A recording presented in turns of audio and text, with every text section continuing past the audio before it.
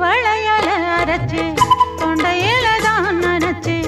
மாமன் கிட்ட பேச போற மணிக்கணக்கா தூண்டாமணி விளக்கு தூண்டி விட்டு எரிய வச்சு ஓ முகத்தை பார்க்க போற நாள் கணக்கா